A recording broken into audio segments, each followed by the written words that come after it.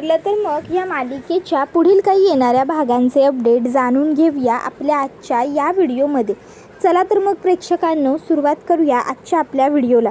तर आपण इथे पाहणार आहोत की कशा पद्धतीने इकडे आता नागोबाने दिलेला श्राप धुडकावत अर्जुन सायली डे सेलिब्रेट करणार आणि रविराज काका आता नागोबाला चांगला थोबडणार. आता नेमकं कसं काय घडतं ह्या सर्व गोष्टींचे अपडेट आपल्या ह्या व्हिडिओमध्ये सविस्तर पाहूया. तर इकडे आपण सध्या पाहतोय की जो अर्जुन आहे त्याने सायलीसाठी छान असं सरप्राईज प्लॅन केलेलं आहे. छान असा सायली डेच त्याने प्लॅन केलेला आहे. म्हणजे सायलीला छान वाटायला हवं याची सगळी तयारी. आता दुसऱ्या दिवशी अर्जुन सकाळी लवकर उठलेला असतो, आवरून तो तयार असतो. सायली जेव्हा सकाळी झोपेतून उठते तिला दिसतं की अर्जुन आपल्या शेजारी नाहीच आहे. सायली विचार करते नक्की यांचं काहीतरी सुरू आहे, पण हे मला सांगत नाही आहेत. जाऊ देत, आता मी सुद्धा विचारणार नाही आहे. यांना सांगायचं नाही आहे ना, नको सांगू देत. बघते ना मी पण माझ्यापासून गोष्टी हे किती काळ लपवू शकतात ते. त्यानंतर मग सायली आता उठते, स्वतःचं छान आवरते आणि आता ती खाली जायला निघते. आता ती खाली जात असतानाच समोर रविराज काका आणि प्रतिमा आत्याला बघते. त्या दोघांना बघून ती खुश होते आणि यांना आपण नाश्ता एकत्रच करू असं ते म्हणतात. त्यावर ते दोघं म्हणतात की नाही, आपल्याला अभिषेक करायला जायचं आहे देवाचा, त्याच्यानंतर मग आपण खायचं आहे. त्यावर सायली म्हणते आई बाबा पण त्यावर ते म्हणतात की नाही तन्वी, ऐक बरं, आधी अभिषेक आणि त्याच्यानंतर मग नाश्ता. त्याबरोबर मग ती म्हणते ठीक आहे आई बाबा, तुम्ही म्हणाल तसं. आणि मग ते लोक आता लगेचच तिकडनं अभिषेक करण्यासाठी शंकराच्या मंदिरात गेलेले असतात. त्याबरोबर अर्जुन, कल्पना, त्याचबरोबर अस्मिता, प्रताप, अश्विन, चैतन्य या सगळ्यांनाच म्हणतो की चला आता आपल्याला भरभर तयारीला लागलं पाहिजे. आता सायलीला घरी यायला किमान 2 तास तरी जातील, पण त्या 2 तासामध्ये आपली इकडची सगळी तयारी झाली पाहिजे. जर थोडं जरी काय बाकी राहिलं ना तयारीतलं आणि सायली आली ना, तर तिला लगेच खरं कळून जाईल की हे सगळं आपण तिच्यासाठी केलं आहे आणि मग मात्र हे सगळं करण्याचा काहीही उपयोग होणार नाही. समजलं का? चला आपण आता पटापट कामांना लागूया. काल सांगितलेल्या सर्व सामानाची यादी विमलताई तुम्ही आणली आहे ना? विमल होकारार्थी मान डोलावते. अर्जुन म्हणतो अश्विन, चैतन्य, चला तुम्ही दोघंजण एक काम करा, फुलांच्या माळा लावायला घ्या. आणि मॉम आणि विमल ताई तुम्ही दोघीजणी एक काम करा, तुम्ही दोघीजणी पटकन सायलीच्या आवडीचं सगळं जेवण करायला घ्या. तुम्हाला माहिती आहेच माझ्या बायकोला सगळं जेवण कसं घरचं आवडतं. त्याबरोबर कल्पना म्हणत असते अर्जुन तू काही काळजीच करू नको, सायलीला आवडणारा सर्व बेत करायचा ठरला आहे. सायलीला पुरणपोळी आवडते ना, म्हणून आज मी पूर्णावरणाचा घाट घालणार आहे. त्याबरोबर लगेचच अस्मिता म्हणते मॉम सायलीला आईस्क्रीमसुद्धा आवडतं की? त्याबरोबर मग कल्पना म्हणते हो, मी विमलला काल आईस्क्रीमसुद्धा आणायला सांगितलं होतं. त्यावर विमल म्हणते मी विसरले ताई चुकून. त्यावर लगेचच अस्मिता म्हणते काही हरकत नाही, मी ऑनलाईन मागवते. चला आपण बाकीच्या सर्व जेवणाची तयारी करायला घेऊया. सायलीला मसाले भात आवडतो, सायलीला पुलाव आवडतं, टोमॅटोचं सार आवडतं, त्याचबरोबर तिला बटाट्याच्या काचऱ्या आवडतात, कारल्याची भाजी आवडते. त्याबरोबर अर्जुन म्हणतो कारलं नका बनवू आज. त्याबरोबर कल्पना म्हणते ते आम्ही आमचं बघतो, तू तुझी बाकीची तयारी करायला घ्या. त्यानंतर मग आता लगेचच तिकडनं कल्पना, अस्मिता, विमल ह्या तिघीजणी किचनमध्ये येतात आणि आता तिघींनीही काम करायला घेतलेलं असतं. कल्पना ही अस्मिताला म्हणत असते अस्मिता तुला जमेल ना काम करायला की तू गोलूकडे बघतेस? त्यावर मग अस्मिता सांगते नाही मॉम, तसंही आणायचे, गोलू झोपलाच आहे, सो तोपर्यंत मी तुमची इथे छान मदत करते. त्याच्यानंतर मग ती लोक स्वयंपाकाला लागलेले असतात. कल्पना म्हणत असते की सायली जेव्हा आज घरी येईल ती खूपच जास्त खुश होऊन जाईल. सायलीला खूप भारी वाटणार आहे आजचा दिवस, आजच्या दिवशी तिला खूप स्पेशल फील होणार आहे. त्याबरोबर इकडे आता घरातलं सगळं डेकोरेशन करायला घेतलेलं असतं. प्रताप म्हणत असतो अरे अर्जुन, तू त्या सायलीच्या मैत्रिणी येणार आहेत त्यांना पहिले फोन कर बघ, त्या वेळेवरती निघालेल्या आहेत ना? सायली येईपर्यंत त्यासुद्धा पोहोचायला हव्या सायलीच्या आसपासच, नाहीतर उशीर व्हायला नको. त्याबरोबर अश्विन म्हणतो दादा मी एक काम करतो, मी सगळ्यांना रिसीव करतो, म्हणजे कसं उगाच इशू व्हायला नको नंतरनं. ते सगळे शेवटी महत्त्वाचे गेस्ट आहेत, सायली बहिणीच्या माहेरचंच आहेत ते लोक. त्याबरोबर प्रताप त्याच्याकडे बघतो तर अश्विन म्हणतो, डॅड अहो असं काय करताय? जोपर्यंत आपण सायली वहिनींना भेटलो नव्हतो तोपर्यंत तीच सगळी तिची फॅमिली होती ना, त्यांनीच तर तिला एवढं वर्ष सांभाळलं आहे, जपलं आहे. त्याबरोबर मग चैतन्य म्हणतो, हो हो हे मला अगदीच पटतं आहे अश्विनचं म्हणणं, आणि म्हणूनच मी सुद्धा सायली वहिनींच्या त्या मैत्रिणींना आणायला त्याच्याबरोबर ती जाणार आहे. त्याबरोबर मग लगेचच अर्जुन म्हणतो की दोघं कशाला जात आहे गेस्ट रिसीव करायला, एकाने कुणीतरी इथे थांबा, कामं करा. त्याबरोबर दुसऱ्या बाजूला इकडे आता सुमन काकीसुद्धा स्वयंपाकघरात येते आणि ती सुद्धा म्हणत असते की मी तुम्हाला मदत करते. त्यावेळी मग कल्पना म्हणते की नाही राहू देवी सुमन, कशाला येतेस तू? अगं आम्ही तिघी मिळून करतो. त्यावर ती म्हणते मलाही तन्वीसाठी काहीतरी करायचं आहे, प्लीज मला करू देत ना. त्यावर मग लगेचच सगळे म्हणतात की बरं ठीक आहे, कर तू, तुझी एवढी इच्छा आहे तर. त्यानंतर मग इकडे आता शेवटी घरामध्ये एवढं सगळं चांगलं वातावरण बघून राकेशला राग येतो. राकेश विचार करतो की नाही, सगळं असं गुळपीट गोड होऊन चालणार नाही, काहीतरी मला डाव टाकावाच लागेल, काहीतरी मला खेळी करावी लागेल.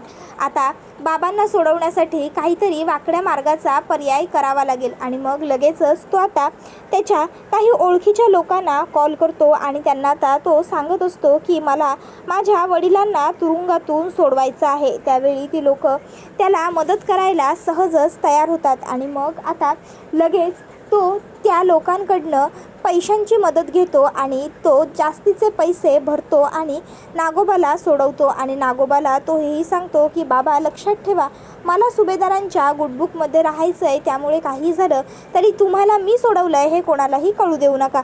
तर दुसऱ्या बाजूला रविराज काका, प्रतिमात्या आणि सायली हे तिघही जण मंदिरातून परत आलेले असतात. आता मंदिरातून घरी आल्याच्या नंतर मग सायलीला लगेचच सगळेजण म्हणतात डोळे बंद कर. सायली डोळे मिटते आणि मग आता अर्जुन तिचे डोळे दरवाजात आणून उघडतो. दरवाजात येऊन डोळे उघडल्यानंतर इकडे सायली हिच्यावरती फुलांचा वर्षाव होतो. सगळेजण खूपच जास्त खुश आणि आनंदी असतात.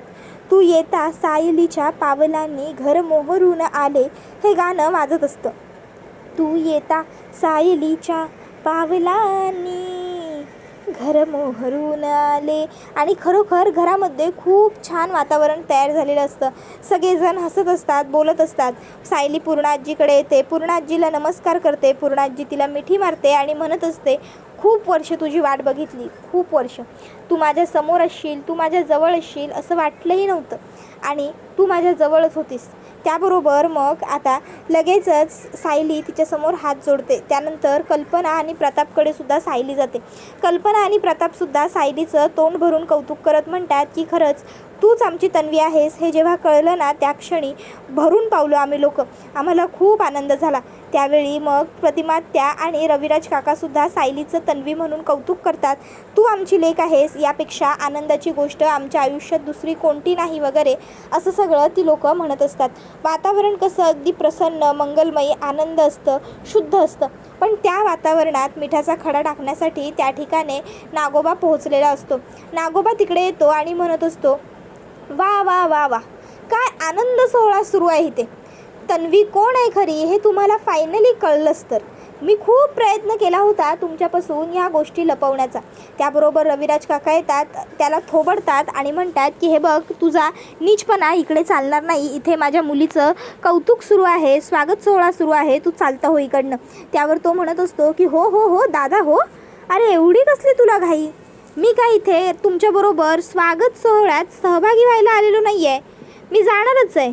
पण मी तुम्हाला काहीतरी गोष्टींची आठवण करून द्यायला आलो. आठवतं आहे ना तुमच्या लाडक्या सायली, तन्वीला मीच गायब केलं होतं.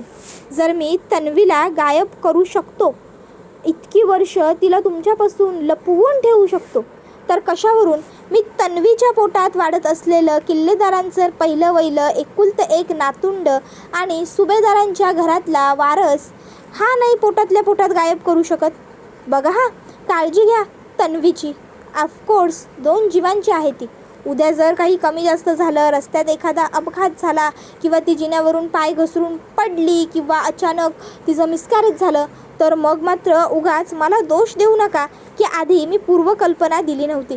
आफ्टर ऑल माझीसुद्धा तन्वी पुतणी आहे ना, त्यामुळे मलासुद्धा तिची आणि तिच्या बाळाची सार्थ तेवढी काळजी आहेच. त्याबरोबर रविराज काका पुन्हा एकदा नागोबाच्या मुस्काटीत देतात आणि म्हणतात, तुला कुणी सोडवला? त्यावर नागोबा म्हणतो, का जीवाला जीव देणारी, मायेची, स्वतःची हक्काची माणसं काय फक्त तुमच्याकडेच आहेत का? माझ्याकडे आहेत की, माझ्या हक्काची, माझ्या जीवाची, माझी माणसं. माझ्या माणसांनी मला सोडवलं. त्यानंतर मग अर्जुन, चैतन्य आणि अश्विन तिघंजणं नागोबाला धक्के मारून घरातनं बाहेर काढतात. सायली आता खूप अपसेट झालेली असते, ती रडत असते. त्यावेळी अर्जुन तिकडे येतो आणि सायलीला म्हणतो, बायको बायको हे बघ, प्लीज रडू नकोस, प्लीज शांत हो. आय नो तुला खूप वाईट वाटलं आहे, पण हे बघ, तुला वाईट वाटून घेण्याची काहीही गरज नाही आहे. अगं त्या निर्लज्ज माणसाची लायकीच नाही आहे मुळात आपल्या समोर उभं राहण्याची, तरीही तो निर्लज्जासारखा आला. तू जाऊ देत ना, तू का उगाच त्याचं बोलणं मनावर घेतेस? तसंही तुला माहिती आहे ना, गाईच्या श्रापाने, कावळ्याच्या श्रापाने कधीही गाय मरत नसते. तूच मला नेहमी सांगत असते आणि आता तूच रडतेस. आणि त्याशिवाय तो कोणाला धमकी देऊन गेला हे त्याला कळलं नाही.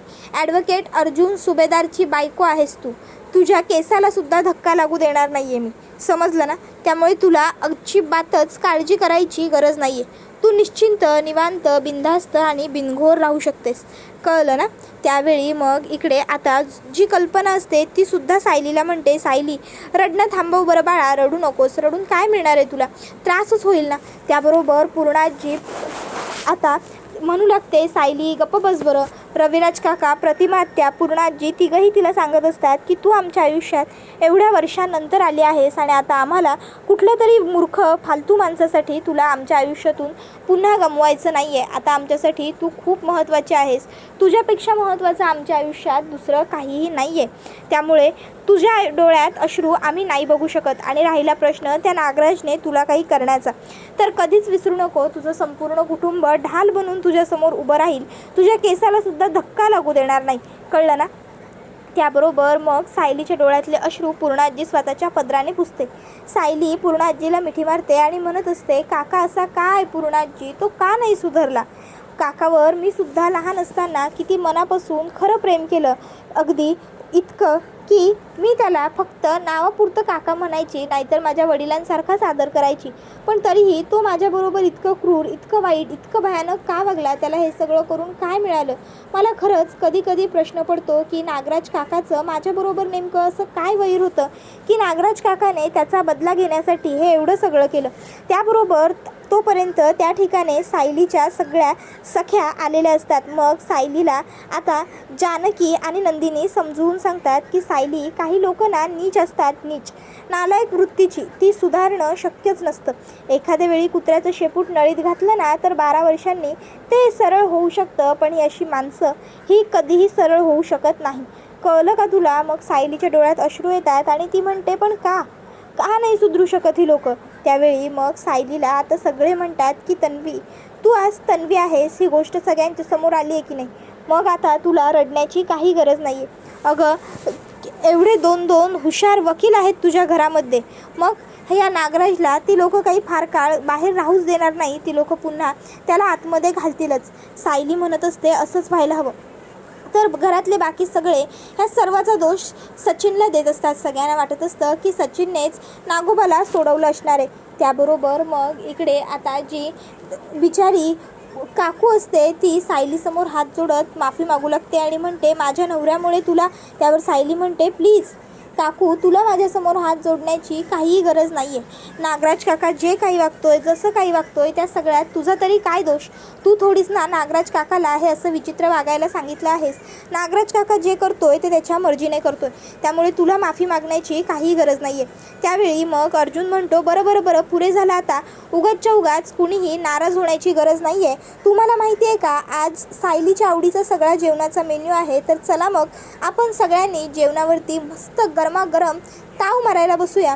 सायली, चल लवकर चल. आणि मग अर्जुन सायलीचं लक्ष डायव्हर्ट करतो आणि तिला तिकडनं घेऊन जातो.